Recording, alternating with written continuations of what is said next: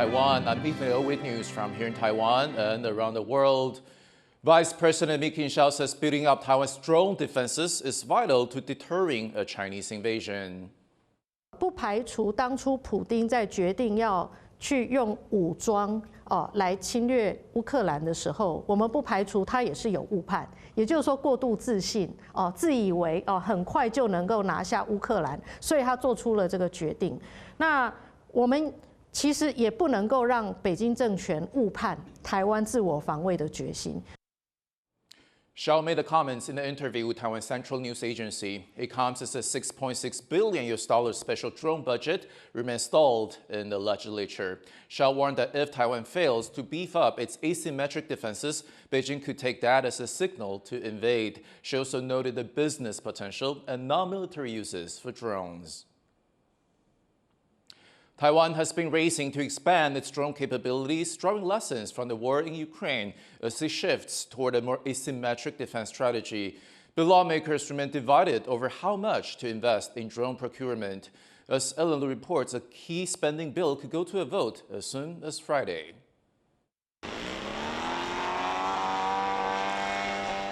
Recent military exercises feature more drone drills along Taiwan's south coast, centering the growing role of uncrewed systems in the country's defense. But in the capital, debate continues over extra funding for purchasing drones and their components. The cabinet has proposed a special budget of up to about $6.6 billion, covering funding from this year to the end of 2031. The package would aim to finance 210,000 uncrewed systems, ranging from coastal surveillance and attack drones to uncrewed suicide boats.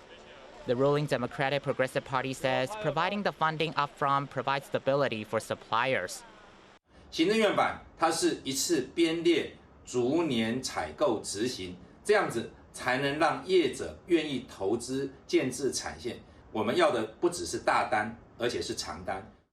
The main opposition Kuomintang has proposed spending around $7.5 billion over 6 years, with $1.2 billion allocated through the annual general budget, allowing the legislature to review and oversee the spending every year. The KMT says that special budgets should not become the norm. The smaller Taiwan People's Party has also raised concerns following recent controversies over military contractors reportedly using Chinese-made components. 我们的国防部也口口声声说要打造非红的供应链，但问题是，为什么相关的弊案层出不穷？ China dominates the global drone industry, but Taiwan has been working with democratic partners to build a supply chain of its own, as it faces increasing military pressure from China. The military says it is no longer working with the contractor accused of concealing China-made parts in its drones. But some experts say the case highlights challenges in verifying the origin of components used in Taiwan's drone supply chain. 那谁来执行所谓的第三方验证？这件事情其实在前面就要做，而不是到后面验收才执行。我觉得这个是目前台湾，我觉得不管是业者，不管是政府，都应该要尽快去处理的。The bill is still under cross-party negotiations. But with no consensus in sight, it could be tricky for a final vote to pass the legislature on Friday. Fu Huahong and Anna Lu for TaiwanPlus. Satellite imagery shows China has built a new structure in the disputed part of the South China Sea. Reuters reported the structure on Yagong Island near Lingyang Reef, also known as Antelope Reef. Analysts say it could be an early warning radar facility to support military installations. China recently finished building the first part of a suspected military base on Lingyang Reef, which could play a role in the conflict over Taiwan.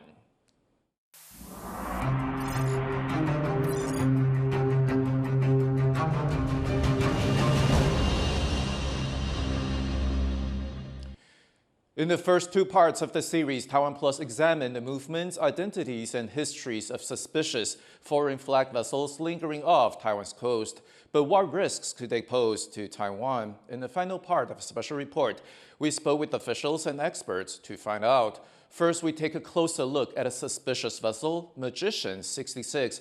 Its activities raise questions amid conflicting information.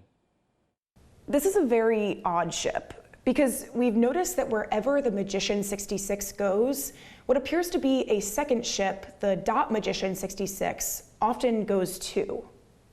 The two often move in tandem and appear almost on top of each other. On closer inspection, one analyst says the Magician 66 and Dot Magician 66 appear to be two separate AIS transponders on the same ship, which some ships do to create confusion about their activities.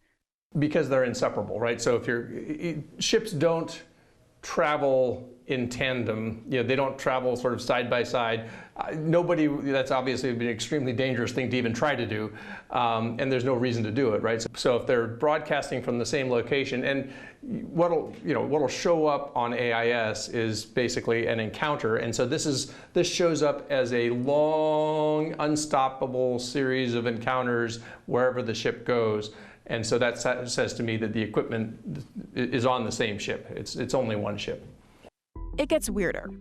Every ship of a certain size is assigned a permanent and unique number by the International Maritime Organization, an identifier that isn't shared by any other ship. But the Dot Magician 66 does appear to share an ID number, with a vessel known as the Skywave. That ship was sanctioned by the US for its involvement in transporting Iranian oil, and was reportedly seized by the US recently. So what should we make of all these ships and of this cluster? One analyst told us that it's been here for years, and that it appears to be a kind of nexus for various illicit activities.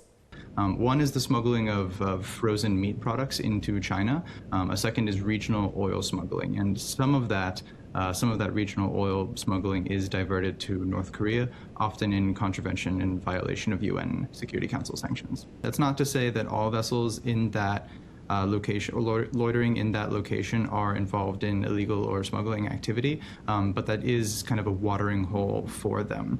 Analysts told us that these vessels lingering off Taiwan shores could pose a threat to the rule of law. It's also possible they could pose national security threats, including collecting intelligence. 来几天，然后停在那边几天之后又走了，过几天又过来了，这种情况都比较多的是应该在收集情资了。那个地方离冈山我们的空军基地非常近，那我们的冈山还有我们的高雄左营军港，都是我们的海空军的最重要的一个据点。那个地方是属于我们台湾的内水。 At a time of heightened cross-strait tensions, and given Beijing's history of using civilian vessels like fishing boats to achieve state goals, some analysts say there's a risk these vessels could also be tapped by China for certain types of gray zone activity. But despite the threats they could pose, ships appear to have little fear of consequences here. So the fact that they remain there likely says that they feel safe there and that they are not going to be, boarded or seized by Taiwanese Coast Guard or fined for any of their activities. So what are authorities doing about the constant presence of this large cluster of foreign flagships off their shores, some with unusual movement patterns and various risk factors? In a statement to TaiwanPlus, Taiwan's Coast Guard said it's monitoring FOC vessels around the clock, boarding some high-risk ships and ordering them to leave. It drove away 240 vessels in the first half of this year. The Maritime and Port Bureau says it has also increased safety inspection of ships under the 5 high-risk flags. But it says its role is to check compliance, not investigate illegal activity. Despite the efforts, these ships are still present, and what we know about them could be just the tip of the iceberg. It's clear some ships' activities are not normal, raising concerns for Taiwan's waters and its security. The bigger questions linger: who is really behind them, and what their true purpose is in waters so close to Taiwan. That was the final part of our special report. To watch the full story, visit the TaiwanPlus website or check out our social media. A top think tank in Taiwan says overall business sentiment has improved as strong AI exports spilled into the construction and manufacturing sectors. 在整体的营造业，那么因为在这个科技产业，特别是 AI 以及相关的半导体业的部分，它对于在厂房这一块的一个改造的一个新建，那么整体的热度是非常高的。 The Taiwan Institute of Economic Research says its construction indicator rose, driven by strong demand from the booming tech sector. Exports grew by over 30% in July from a year earlier. For traditional industries such as machinery and electrical goods, exports were also up. But sentiment remains weak among car and motorcycle manufacturers. The services sector also declined. Looking ahead, TIER says financial market volatility and geopolitical uncertainty remains key risks. A dead pig infected with African swine fever has washed ashore on Taiwan's outlying Kinmen Islands. Local authorities made the announcement on Tuesday after discovering the carcass earlier this week. This is the third time it's happened this year. Kinmen is a short distance from China, and more than 5,000 pigs live within 10 kilometers of where the pig washed up. Pork exports from Kinmen to the rest of Taiwan have been banned through the end of the month as a precaution. Taiwan remains free of African swine fever, which is fatal to pigs but does not affect humans. What do drag queens do when they are not on stage? Our reporter Irene Ling follows world-famous Nymphia Wind and fellow performers to a beach cleanup, part of their preparations for October's Pride Parade. Covered in sweat and with sore backs, these volunteers are spending their weekend cleaning up this section of Taiwan's northeastern coast. While it may seem like a regular beach cleanup, its co-organizer, Liu Hsiao, is the world-renowned drag queen Nymphia Wind. He says he's looking to incorporate ocean trash into his Pride Parade outfit this year. I don't have an idea of how exactly it would look like, but it just is an initial idea. On the parade in October, I really want to focus awareness on the Formosan pink dolphin on our west coast. Just be the change that you want to see and be inspired by the people who are actually doing activism work that are helping our community and our environment. Without their signature dramatic stage makeup and outfits, these drag performers put on gloves and blend in with the crowd. It's not the first beach cleanup for Jian Shihan, the artist behind his stage persona, Hannah Monina. I pick out lots of plastic stuff. I couldn't tell what it is, so I think it's kind of fascinating. Like you're watching it and just see what is this like before it became trash. Every time I did this beach cleaning, I always see children. So it means their parents got the concept of how to be nice to our environment. Some of their fans have also come to support their efforts. 我是因为尼菲亚在脸书上宣传，所以看到这个净滩活动的。